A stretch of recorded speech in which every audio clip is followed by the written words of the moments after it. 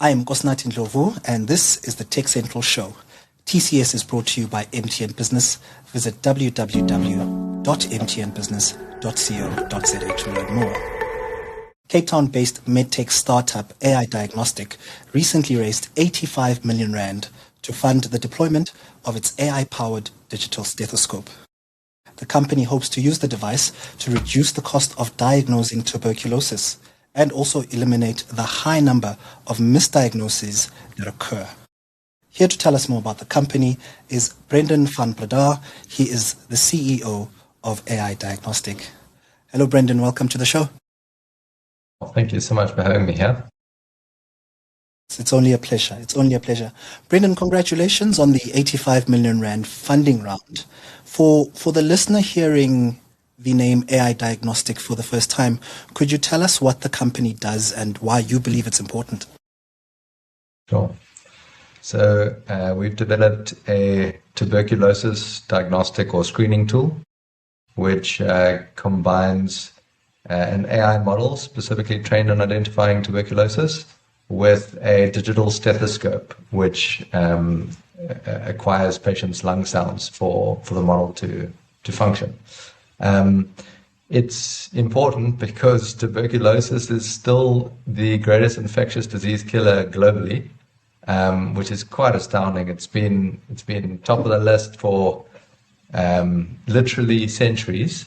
COVID-19 took it out of its number one position for a little period, for a couple of months, but it's back at the top, which, to be honest, is a little bit disgraceful, that we've allowed a disease to affect humanity for such a long time. And that's really the main reason why we've decided to focus on tuberculosis first, as our first disease of targeting early detection.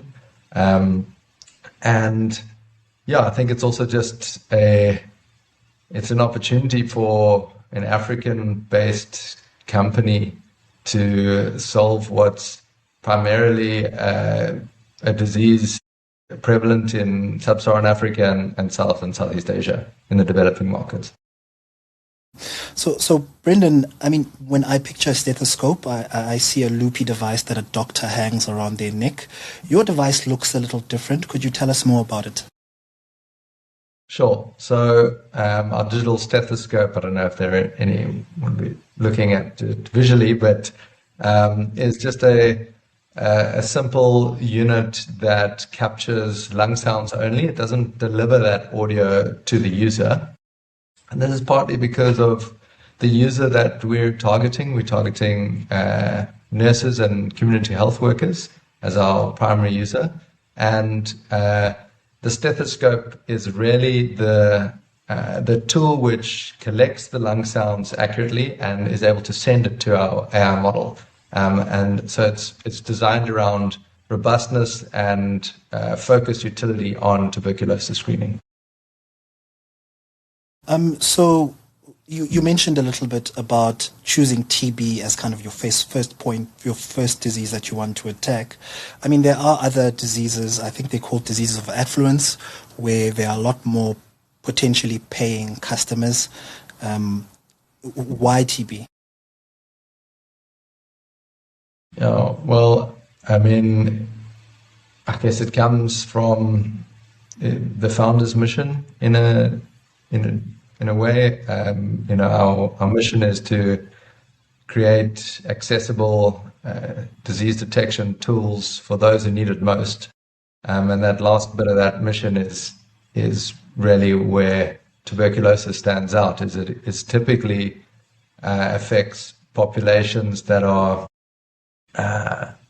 poorer countries, poorer communities. That's where tuberculosis is most rife, and that's where the biggest healthcare gap is. So, it seemed like the appropriate place to apply our skills first. And then also South Africa has got significant tuberculosis research programs. It's got a huge amount of key opinion leaders in tuberculosis, and it's been a research hub for TB for a couple of decades now. So from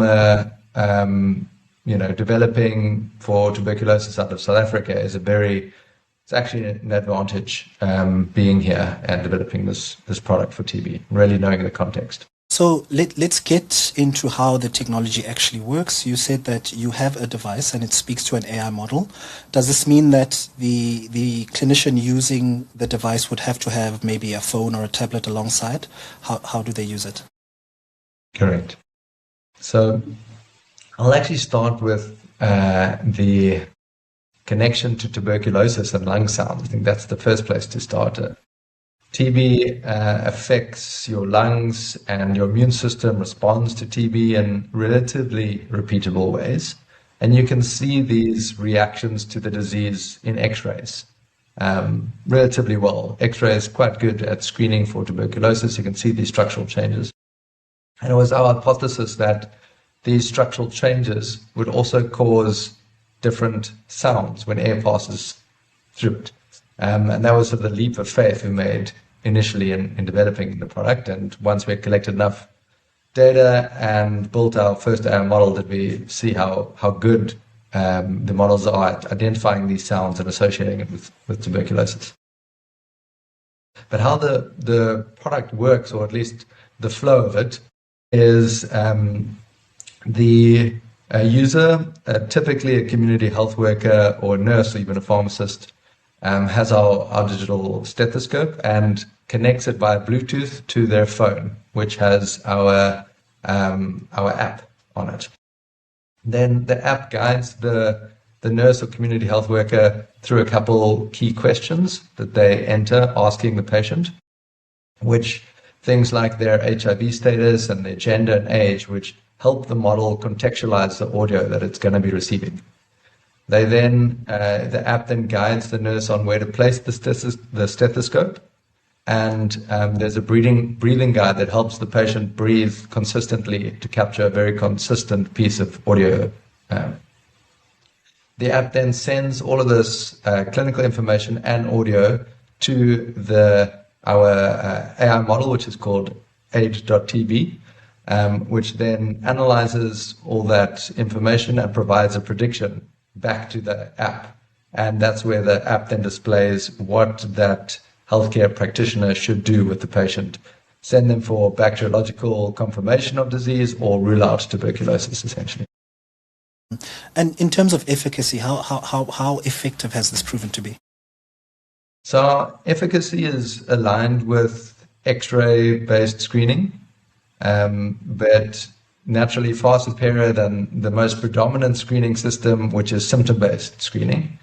And I think really where the major value proposition is against the X-ray based screening is for the same clinical value, you're able to conduct a screening with significantly cheaper hardware. But mainly you're able to shift the screening responsibility from a radiologist to a community health worker, which is obviously a far more abundant healthcare resource that we have in South Africa and sub-Saharan Africa as a whole. Our screening process takes about 3 minutes from start to finish, which is similar to setting up for an X-ray. Then TB positive lungs are not a data set that you can just go, onto the web and download. Where did you get the data to train your models? Yeah, it's a very informed question, that. And you're completely right. And I'll draw back to this comparison with X-ray. X-ray has historically been recorded. So there are hospitals that sit with these huge databases of annotated X-rays. And so there were a lot of manufacturers that went to build these models on X-ray because the data was available. In our case, there wasn't. Auscultation or lung sound recordings are not typically recorded, and especially for tuberculosis positive and negative patients. So we had to build that data set from scratch, and that's now sort of our primary IP. And that's the place to start when you're developing any custom specific AI model. So we actually did that in the Western Cape, is where most of our training data came from. It was during towards the tail end of COVID-19. So naturally the research and Department of Health divisions didn't want additional access to clinic facilities to reduce spread of disease and things. So they actually didn't allow us to conduct the study in the state clinics. What they did allow us is to recruit from the state facilities. So people that had just been tested for tuberculosis, whether positive or negative, because both are important to expose to the model. So we hired out a space in a shopping mall in Mitchell's Plain, and which is an area with a lot of tuberculosis and other settlements around the area that are high tuberculosis prevalent areas. And then we recruited from 33 clinics, Western Cape Department of Health clinics and City of Cape Town clinics. Recruited patients to this single site, which has actually proved to be really advantageous in being able to have one central place where you had highly trained data collectors, but being able to get patients from all these different areas and across a bunch of different demographics as well, which is also really useful for model generalizability. Anyway, in this setup for a year and a half, we ran this data collection study. Cost us quite a bit of time and money and hair loss, but it was it's really built the base of our IP, and we collected the largest TB validated lung sound database in the world, which we then used to train our first TB detection AI model. I imagine, though, that as you have these different patients coming in, you spoke about different demographics. You've got different genetics coming through. Some people have thicker skin, thicker chest. Some people are heavier. Some people are thinner, or taller. There could be a lot of noise introduced into your data. How did you ensure that you could hone in exactly on the tuberculosis diagnosis? Yeah, spot on. So what you want when training these disease detection models, you want to train it with as diverse a population as possible.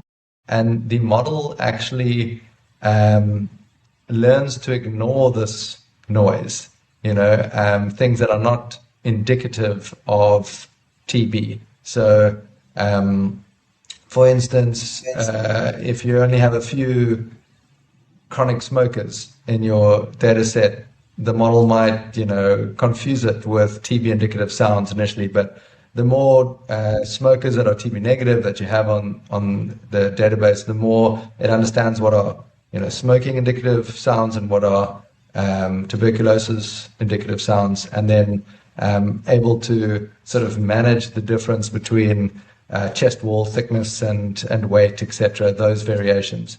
Similar to how a trained physician, is able to remove that kind of variation from their decision making. Similar how a model, as it's exposed to more data, gets better at understanding what is true signal and what is actually noise. It sounds then from what you're saying that while you're building a model for one specific thing, you're actually also building a model at the same time that can diagnose other problems as well. Could you tell us about where you could branch out in future using the database that you've built as kind of the base? So you're right. You almost have different levels of understanding that we're training the model. Like, first is just understanding audio and classifying audio. It's sort of the first cognitive leap you need the model to make. And there are a lot of base architectures that have already done this on sort of YouTube videos and things to kind of understand audio. Then understanding auscultation or lung sound, stethoscope recorded audio is the next step, and being able to classify in that, and then, fine-tuned to tuberculosis or not tuberculosis is really, the final step. So all the general stethoscope data that we've collected is all useful in training our models on how to interpret lung sounds well. But we would still need to collect disease-specific data sets to be able to then really show accuracy and improve accuracy, say within asthma or silicosis or COPD or pneumonia, all of which we are currently collecting data sets with the Bill and Melinda Gates Foundation funding a study for us to be able to expand into these new areas. But yes, there is a lot of reuse. And I think the biggest thing that you can reuse is our technical team's know-how on understanding audio processing and all the model architecture that we've investigated that, we're dead ends. And there's a lot of technical know-how that you've developed in audio processing for disease detection. And now we can just repeat that for the next disease vertical, which is our development plan. And oftentimes knowing what to do and what not to do is just as important as knowing what to do in these cases. Sure. You spoke about the diversity of your data set being important. I mean, AI models are known to degrade once you expand. You guys are going into Vietnam. You are going into Zambia. The population dynamics are going to change. How are you going to ensure that the model doesn't degrade as it's exposed to new data sets?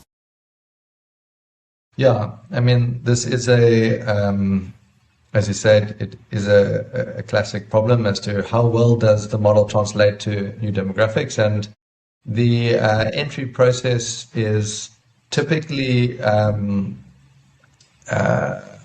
preceded with a data collection in sort of a research environment in at least the regional space, if not in country. So to get regional data is important to assess the translation into a new environment. So that's what we're doing. We're actually doing a study with Stop TB, which is one of the World Health Organization's technical partners in 9 different countries across Sub-Saharan Africa, South and Southeast Asia, to get this data in these different jurisdictions, different demographics, but also at the same time validate that our model is performing to a similar level of accuracy, or at least a sufficient amount of accuracy for utility in those countries. So you've got approval now from the South African Health Products Regulatory Authority, and that's a significant milestone. But if you're going to go global, what's the path towards global certification for you? Yeah, it's a very tricky one when you're targeting the developing markets, because there's not much harmonization. Like in Europe, you can go for CE, and it's sort of a lot easier to get into all the countries thereafter with that sort of foundational approval. So our approach is we're actually doing the Singapore's HSA regulatory approval. We're currently preparing for that, and they've got a relatively mature regulatory approval for AI models, which is a very important thing. You don't want to get stuck with regulators that don't really understand how to regulate your product. But then what you do is you basically create an application file. It's called like a dossier that you submit for product approval. And the one that we need to do for HSA, which is the Singapore sort of FDA kind of equivalent, it's very portable to most of Southeast Asia and to Sub-Saharan Africa. So you can reuse that sort of pack of application. And then you actually need to go somewhat one by one through the countries and do this application. But once you get the sort of foundational one, a lot of the countries sort of accelerate that approval. Okay. And in some cases, they have reciprocal approval as well. I think what's really important to cover in sort of our international journey is there's another like it's not a regulatory approval requirement, but it's an accelerator that's really important to entering into these countries. And that's the World Health Organization endorsement or recommendation of your product. So what that does is it influences country policy significantly. A lot of the countries follow the World Health Organization policy, and then you automatically become sort of a desirable manufacturer because they need this product because it's in their policy. But the other major aspect is there's the Global Fund. The Global Fund provides a significant amount of funding to governments for their malaria, HIV, tuberculosis, and recently COVID-19 health programs. And they'll only give you money for a particular, governments can only utilize Global Fund money if that product is listed on the Global Fund procurement list. Yes. And to get on the Global Fund procurement list, you need World Health Organization recommendation. I see. So that's a very important one for you. Yes. Very important part of our regulatory pathway is to, while we seek in-country approval, we also need to unlock the ability to procure the product with Global Fund financing. So speaking to that now, does that mean that your customer will change? I mean, who's buying it? Who are you selling the product to at the moment? And if you become a matter of policy in different countries, that means that then your customers change to being national governments, right? Correct. Primarily, our customers now are private customers that are either serving underserved areas. So we've got a few nurse-led clinics where they're similar to a state facility, but operating privately. And then occupational health service providers. Tuberculosis screening is tuberculosis is an occupational health disease, and mines have to screen mine workers and contractors for tuberculosis. It's an obvious customer. And then we also have some pharmacies that are also conducting screening with the product.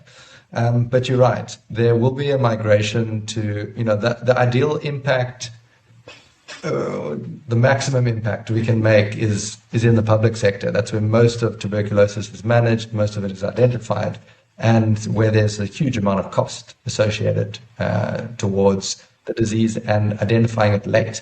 Having patients die from late detection, but also they continue to spread the disease, for 2 to 3 months before they're eventually identified. So identifying patients early in the state sector would drastically reduce the state cost of intensive care and things like this, and naturally the patient's suffering and their community's chance of infection. There will be this transition, but I think we will always maintain this private sector servicing capability, and I think that's what's quite unique about our product. X-rays are expensive.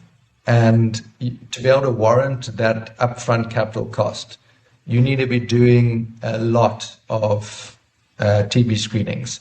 So some of the high throughput facilities in South Africa and across our target countries do have X-ray in place, and it's only warranted if you're doing 30 screenings a day. Can you financially cover this tool? And that doesn't work in the private sector. That level of screening doesn't happen. The nurse-led clinics maybe only see 20 patients a day, let alone, screen them all for tuberculosis. So we've got an additional model. We can service that high throughput model, and we kind of mirror what is typically purchased in a way there from a software license fee, but then obviously a significantly reduced hardware. But then in the private sector, we have a per-use screening model that allows them, if you're just doing 4, 5, 6 screenings a day, you can still warrant this product.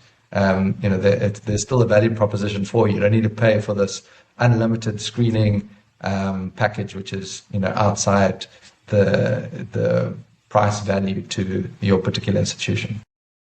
Okay, but just to clarify, obviously the device cost is low enough that they can pay for the device outright and own it. What they would be paying for per per use is obviously the software and the hit to the cloud where the analysis is done. Yeah, so we actually package the hardware in the license fee. So it's essentially like a rental and license fee. They're able to, essentially, they don't need to front any capital. They can pay at the end of the month, and depending on the throughput, it would cost them roughly between 12 and 20 Rand per screening. That's what they would be paying us. And these private groups, depending on their throughput, are typically charging between 50 to 100 Rand per tuberculosis screening. So, they're able to service their patients.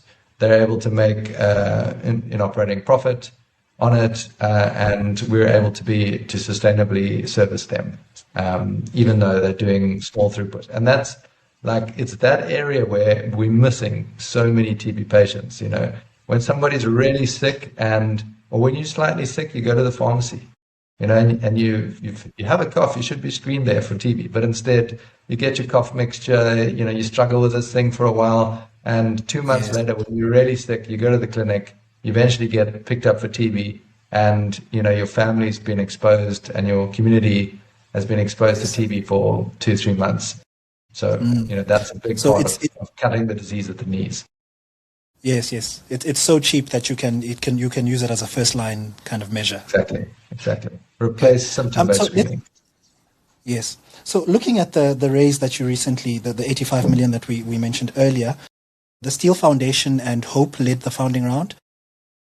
Are there benefits to the relationships that have been created there, and how can they help you as you plan to scale? Yeah, huge benefits. The Steele Foundation for Hope it's a impact aligned investment fund. So if you look at their portfolio companies, they're often doing similar work to us, maybe not necessarily in healthcare, but in the same environments, or we're focusing on diagnosis, another group might be focusing on physical mobile pop-up clinics, and we can work together. So there's a lot of synergies with their portfolio group. But I think the major one is being able to focus on our business objectives without being pulled to developed market applications the whole time. As a pure financial investor. They see the value, and you need to be financially sustainable. You need to be making their money back, of course, and better. Yes. But they also contribute the impact that we're making on society as part of the returns, which helps us keep true to our mission. Okay. So just looking at your competitive environment, right? So the World Health Organization endorses a chest X-ray for TB screening. How do you position yourself? Do you position yourself against or alongside this? And how does that work? Yeah, so against primarily. So with similar detection accuracy, the comparison is then on time throughput, which we've discussed, and then I think the major one is cost, and then the other one is user. Instead of a radiologist user, a nurse or community health worker being the user is a massive access enhancer. There's also the mobility of our product. So there's a lot of active TB screening programs that are coming out where it's not just seated in the primary healthcare facility, but vans going out and doing screening days and things. And we can go to the extreme of someone going out on a motorbike and screening patients with our stethoscope. So primarily, I guess in competition, and in a way, we would likely fill more of the lower throughput facilities at first, where they just can't afford the X-ray, and then as the evidence continues to grow, would become more one or the other. There's also opportunity for complementary screening. So although we're both looking at those pathological changes in the lungs, X-ray is looking at them visually, we're looking at them Yes. The audio signature of sort of the same thing. But there are some things where X-ray is better at seeing, and some things where it's easier to detect the sound than to see it visually on X-ray. So there's an opportunity in the future to assess complementary capability, and we are actually working with a X-ray CAD system, X-ray AI system, to see, just doing comparison studies to see how different our predictions are and whether combining the two may elevate the detection accuracy. So looking at the stethoscope, it hasn't changed much in 200 years, and now you are, I would describe this as a step change in the function of a stethoscope. Was AI critical to you, to your ability to do this? Yeah, for sure. So the major step, to use your word, would be the stethoscope is useful at collecting information from the patient's body. It then relies on the collector, the one who's the earphones are plugged into their ears, or the earpiece. You rely on their brain to interpret those lung sounds and then make a conclusion. So what are we doing? We're using the stethoscope for the collection process, but we're now outsourcing the mental analysis of that audio to an AI model. And what that allows for is two major things. One is being able to have different users. Everyone can place a stethoscope on your chest. Not everyone can have listened to thousands of recordings to know what TB sounds like or not. So we're able to sort of democratize that skill or disseminate that skill across multiple different users. The second thing is there's also a level of consistency or objectivity when you have, essentially we've put like the same brain in all of these stethoscopes, whereas it's quite difficult to build strong healthcare systems when you have different clinician skill levels varying on how they analyze sound, where now it's far more consistent, so you can really understand, if you use this tool, this is how accurate it is.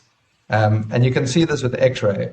X-ray, the radiologist X-rays, if you speak to a radiologist in South Africa who's in a high TB prevalent area, they really know how to detect TB quite well. But if you speak to somebody who's in an area where they've seen maybe 3 TB cases in their life, that same radiologist, same X-ray machine has a completely different accuracy when it comes to tuberculosis.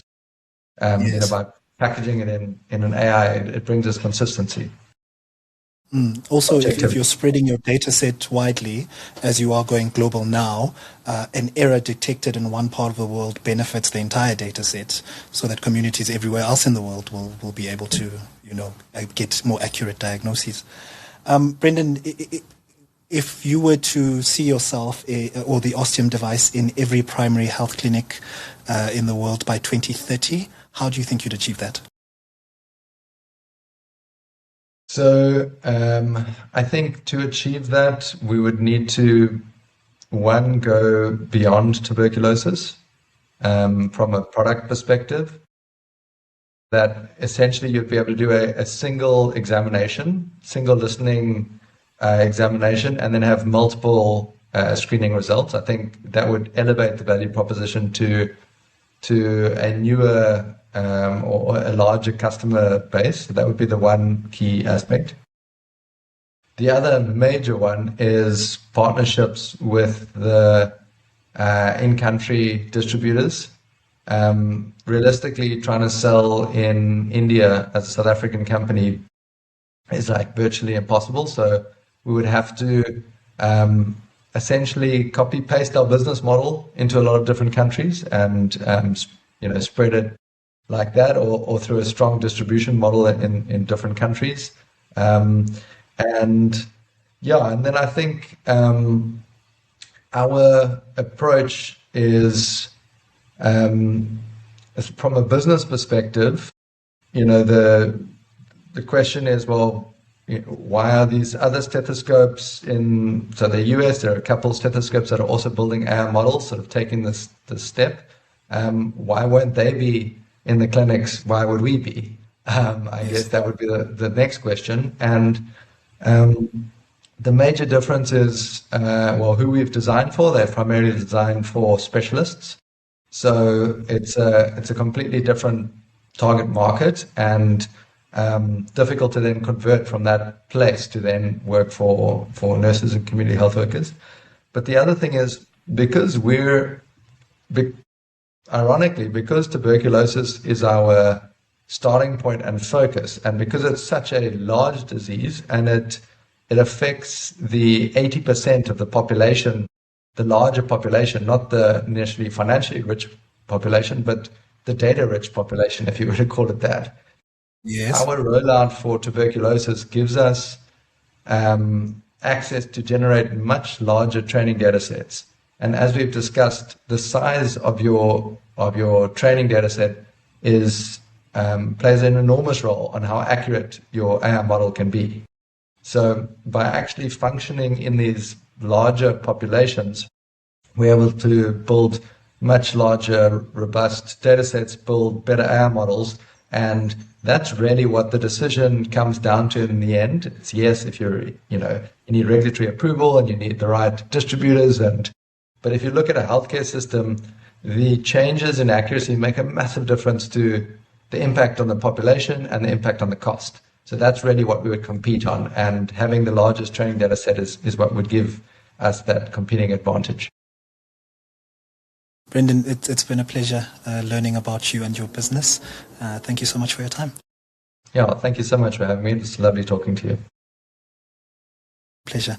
That is Braden van Breda. He is the CEO of AI Diagnostic, and this is the TechCentral Show.